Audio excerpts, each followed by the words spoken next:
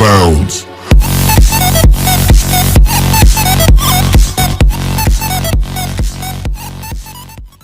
Cartoon Network, a television channel that's known for its considerable library of animated shows. From robots fighting monsters, to watermelon children, to jumping over pits of death. Cartoon Network has aired all kinds of creative shows over the years, and I want to share with you all my personal favorites. Now, I'm going to try my best to find unique reasons why I enjoy these shows in particular. So it's not just me saying, the animation is good, over and over. I'm probably going to say that over and over. My mom! My mom! My mom! My mom! My mom! It existed before Adult Swim was even a thing. In fact, Space Ghost Coast to Coast was one of the first fully produced shows by Cartoon Network. Well, nobody cares, Moby. Nobody cares. No one. Space Ghost Coast to Coast had a unique approach in how it presented itself. It was a talk show, and it used old animations and characters from the original Space Ghost cartoon. They would then interview random celebrities, and purposely screw up the interview, so the characters had more material to work with. Space Ghost? Coast to Coast? Okay. Number 9. Foster's Home for Imaginary Friends. Foster's Home had a fantastic premise. It's a world where people, typically kids, can imagine beings into existence and become friends with them. But just like some pets in real life, people occasionally abandon their friend. That's where Foster's Home comes into play. It's a place where these imaginary friends can stay and hopefully be adopted. It's such a creative world, and since the characters are imaginary, there's no limit to what can be thought up. It can be talking pizza.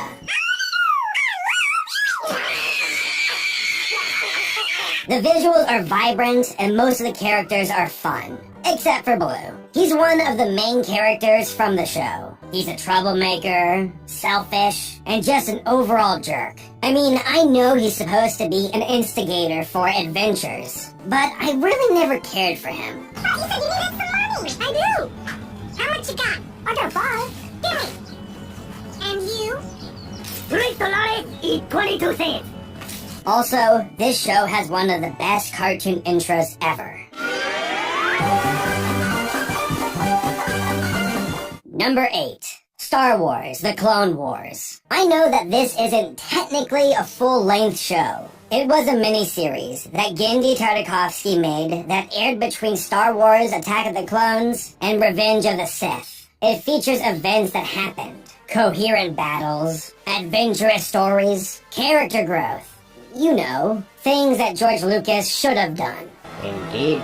Genndy has a great eye for action and how to get the most out of cartoon characters. There was even an episode where it shows how formidable a Jedi could be without their lightsaber.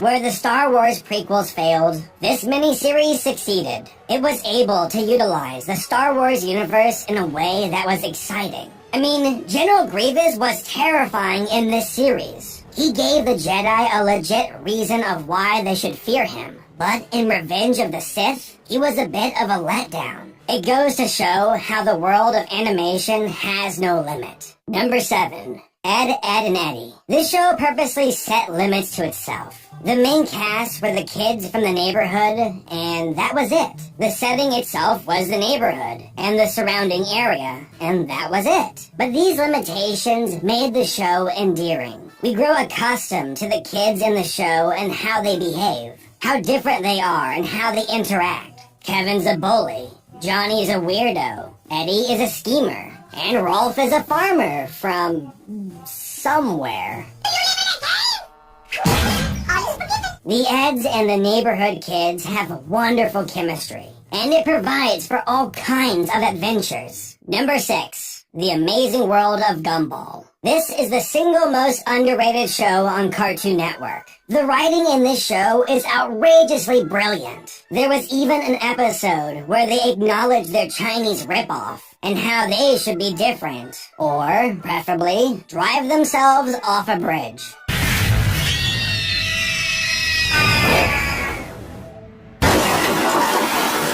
The show has a diverse collection of characters that showcase different types of animation. They even have a talking mouth that has an existential crisis. What's going on?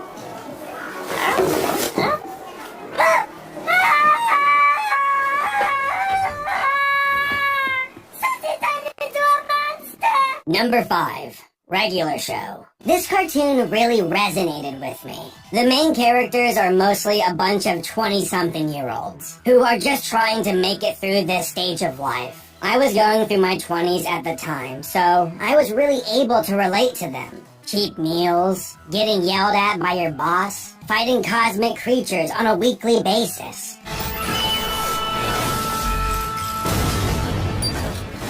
Well, that didn't happen to me too often, but the character interaction in regular show hit home for me. I also enjoy the old technology featured in the show. What are those statues? They're the guardians of obsolete formats.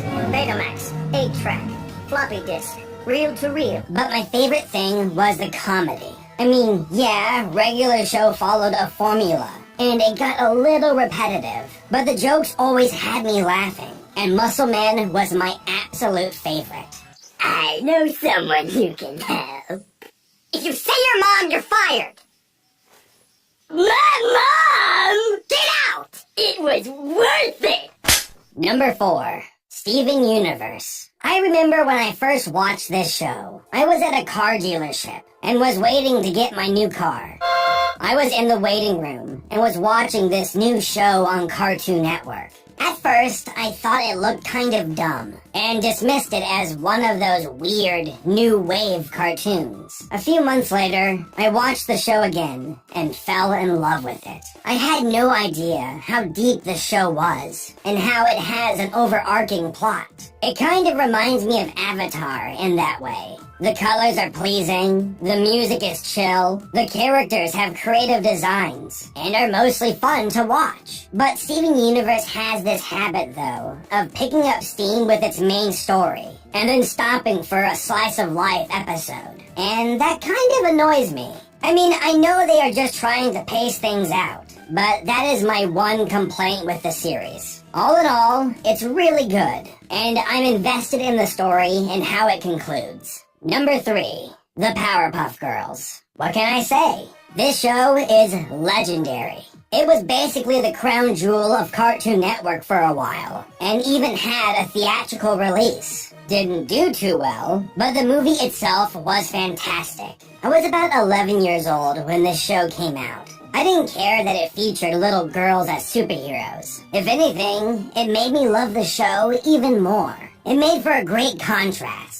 On one side, the Powerpuff Girls. On the other, nasty monsters and crazy villains. Speaking of which, the villains in this show were my favorite part about it. I mean, you got a flamboyant version of Satan, a bratty version of Batman, and a chimp that literally explains everything he does before doing it. I do not talk like that. The way I communicate is much different. I do not reiterate, repeat, reinstate the same thing over and over again. I am clear, concise, to the point.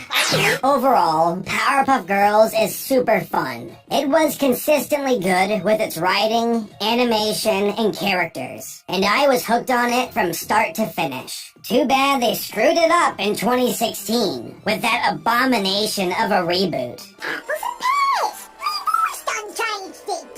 Number 2. Dexter's Lab. As a child, I loved playing with my Lego and building giant robots out of it. Creating machines that would fight monsters with super cool lasers and rockets and stuff. My imagination could only take me so far though. And then I watched Dexter's Lab.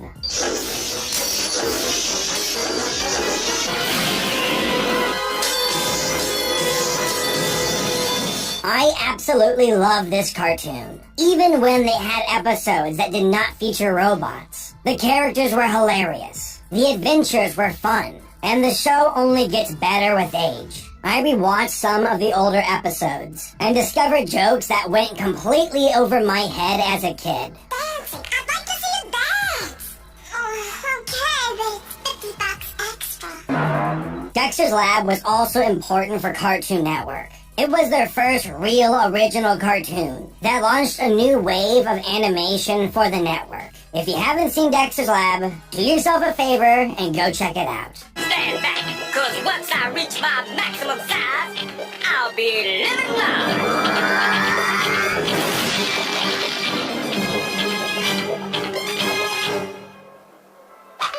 Before we get to number 1, I want to mention a few other shows that I enjoy but did not put on this list. Chowder, Flapjack, We Bare Bears, Johnny Bravo, Kids Next Door, Billy and Mandy, Over the Garden Wall, and Adventure Time. Now, I feel that some people are going to be mad at me for not including this one on my list. I realize that this show was important to Cartoon Network and was very popular, but it never really clicked with me. I respect it, but I don't really care for it.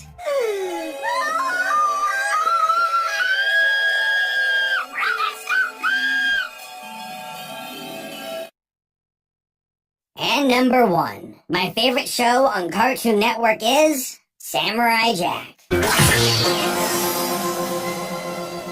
Samurai Jack is one of the most unique shows on Cartoon Network. I mean, what kind of cartoon features a main character who barely speaks and instead has long gaps of basically silence? That's a bold move for a show on a kids' network. The creator of Samurai Jack was Gendy Tartakovsky, the guy behind Dexter's Lab. He went in a new direction with this show, combining elements of sci-fi, fantasy, and actual history. Aku is influenced by Japanese culture. The Spartans are from the Battle of Thermopylae, and also Frank Miller. Samurai Jack is full of all kinds of inspiration, and that makes for an interesting setting for this cartoon. You never really know what kind of adventure Jack will find himself in. One week, he's fighting zombies. The next week, he's in space fighting robots. The setting is super influential in the success of this show. Next is the animation. We have battles and fights that feature fluid movements, content that is way above the average for most networks. And finally,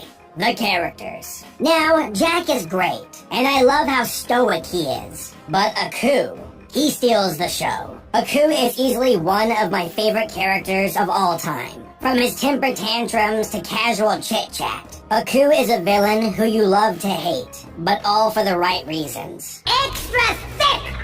Jack came back for a final season on Adult Swim, and wrapped up earlier this year. It had all of the elements of the old show, plus a little bit more since it was no longer confined to children. Wow, what a freak. Looked like a talking penis. The conclusion for this show has some mixed feelings, but I won't spoil it for you. If anything, Samurai Jack is, in my opinion, the greatest show on Cartoon Network. It was adventurous, had fantastic characters, fluid animation, an epic story, and an actual conclusion, which is rare to see in the industry. And that's why Samurai Jack is my number 1 choice for the best shows on Cartoon Network.